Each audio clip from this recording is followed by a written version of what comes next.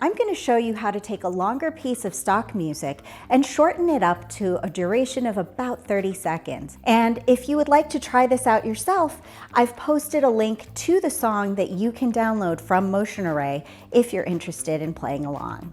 Now, I'm going to be using this music for my motion graphics demo reel, but it's the exact same process that I use when I'm editing music for commercial purposes. Let's dive right in.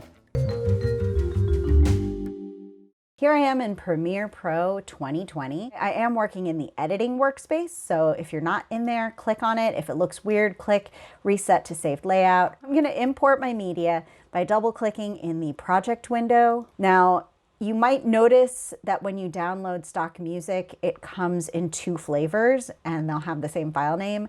But if you look more carefully, you'll find out that they're actually different file sizes and different file types. If you have the choice between an MP3 file and a WAV file or an AIFF file, go for the WAV or the AIFF. Like let's say you have WAV and AIFF, go for the one with the bigger file size. Hit open, it'll import, and then you have to make a new sequence. You can do that by clicking the little new item button at the bottom of the project window, choose sequence.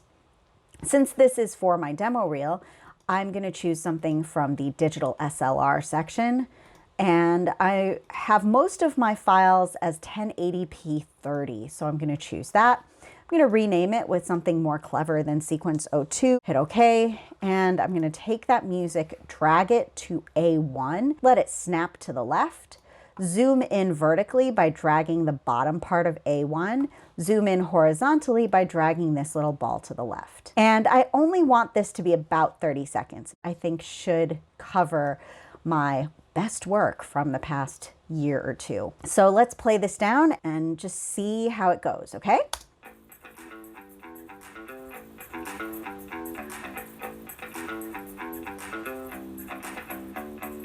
That is the introduction. After the introduction, the beat drops.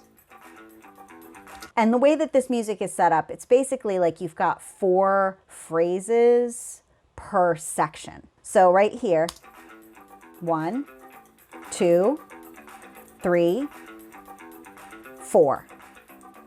These 4 phrases repeat 2 more times for a total of 4 sections.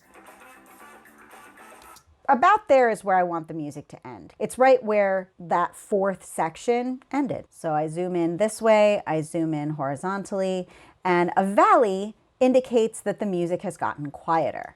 So you see that? It dips down. I'm going to move this over. And I'm going to cut it right there with the razor blade tool. I'm going to click that, and then I'm going to mush that together with the very, very ending of the music. So I can zoom way out on my timeline by hitting the minus key on my keyboard. And then I can move my playhead to the very end here. And let's just listen to that last section. So it goes ba-ba, zooming in with the plus key on my keyboard now. And I'm going to locate the last ba-ba. Papa, there we go.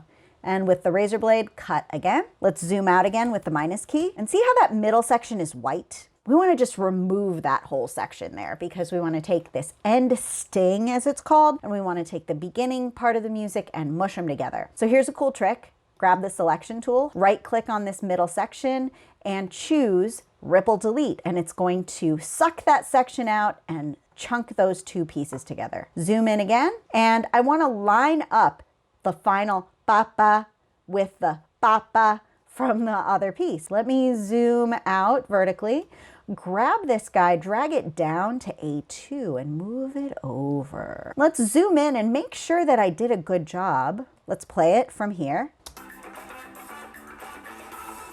Our next step is to combine both of these clips into one audio track. Take that selection tool, drag this chunk upward, and it helps to have the snapping turned on.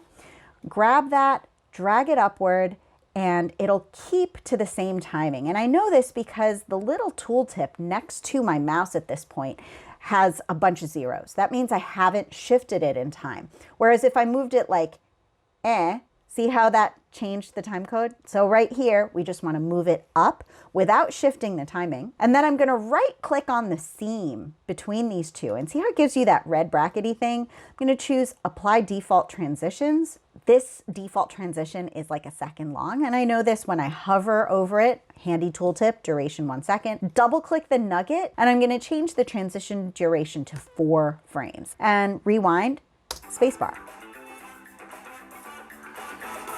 I'm so happy with that. If you have any questions, please add them in the comments. Thanks so much. I'll see you next time.